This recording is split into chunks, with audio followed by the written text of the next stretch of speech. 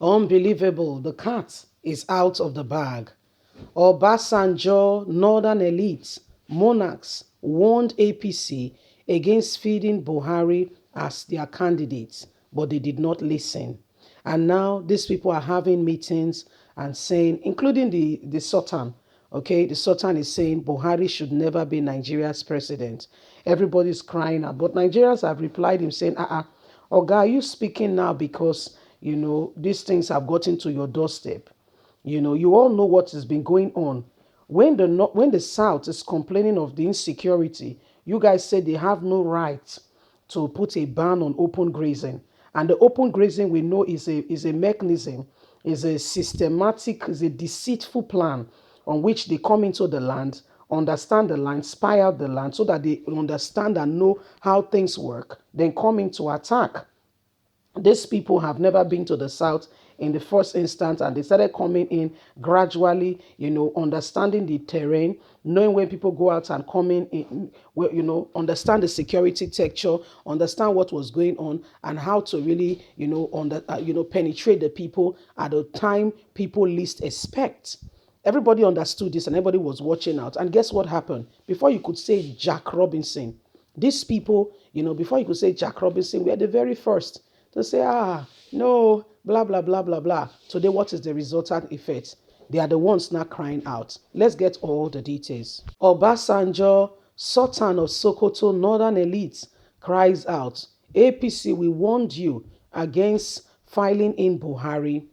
The pioneer interim national chairman of the ruling All Progressive Congress, Chief BC Akinde, has given an insight into the severe pressure mounted on the party by influential persons to make sure Major Muhammadu Buhari, now president, did not emerge as the party candidate for the 2015 election. But did they listen? No. In his 559-page autobiography, My Participation, launched in Lagos on Thursday, Akinde said persons like former President Olusegun Obasanjo, the the Sultan of Sokoto, and some unnamed elites, especially from the north, including their royal fathers, were against Buhari becoming Nigeria's president. The former Osun State governor explained that all that led, even the North, came to him. Some came to him to tell and to ask him to ensure that they drop Buhari, that he was no good. However, the leaders of the newly formed party decided to go ahead with Buhari. Today they cry of all the mishap going on in the country. This is unimaginable. The same people that would not listen, the same people now standing up and saying Buhari must go. They once had opportunity. Now that the nation is crumbling, that's why I said to Buhari, I do not share a sympathy with you. You knew what you were getting into and you had no plans, nothing in place, nothing at heart to ensure that when such things begin to happen, there was a way out. There was never a plan. You took up the form, you filled it up, and you took part in the election. So what do you expect? Every kind of job comes with its challenges. Obasanjo opposed Buhari candidacy. He saw what was coming on. He saw and he knew. Babangida, the former head of state, asked us to join and to ensure that Buhari did not emerge as the party candidate. But nobody listened. Today, the North is shouting Buhari must go. They had opportunity to ensure he never came in the first place. Wow. This is the same Chief Akinde where Buhari, whose launching Buhari went to, and how things are going. These are the same people, who Buhari, went to, and he said, I'm surprised you guys are just, are just standing up now. I'm surprised. There was a time you had an opportunity. You had an opportunity. Babangida, Obasanjo, northern elders, leaders, rulers, fathers, the Sultan and everybody, one stood and said, no, this man must not be picked. But everybody did not listen. What do we have today? Reverse is the case. What do we have today? A different ball game altogether. It can no longer be business as usual. We saw yesterday how the North continued to, stand against Buhari. Yeah, now they are standing against Buhari. Now they are saying, now they've seen Okay, say someone will say, now I see the light. You know, when you're in a very dark room and all of a sudden there is a tiny ray of light, there's just a way it draws and commands attention because everybody now wants to see that very light. All eyes just drawn to it because they've been in so much of a darkness. And this is what is going on. Imagine in the north how people and how things are going on now. Things are so terrible. Things are not the way they should be. This is not what should happen.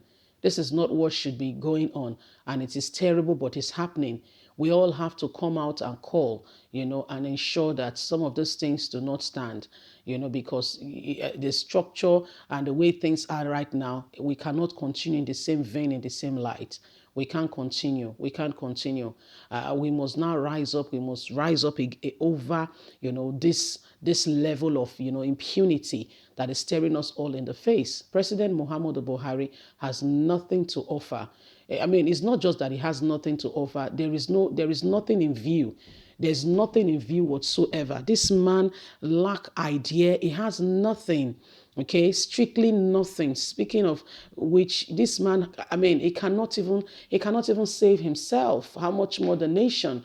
And so Nigerians are watching and are saying, what kind of a man is this?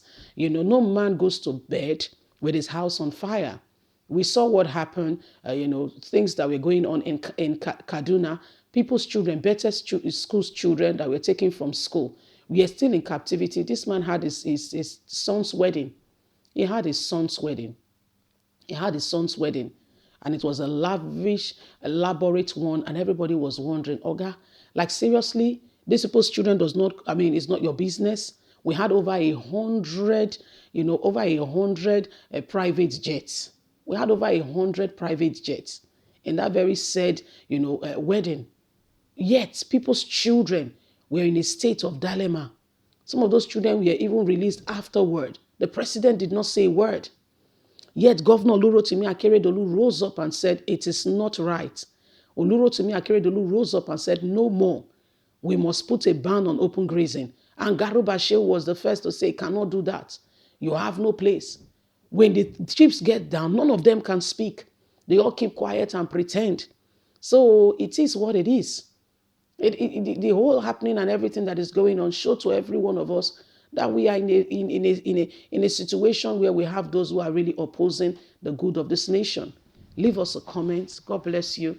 Do not forget to like us, share, subscribe. Bye for now. Bye.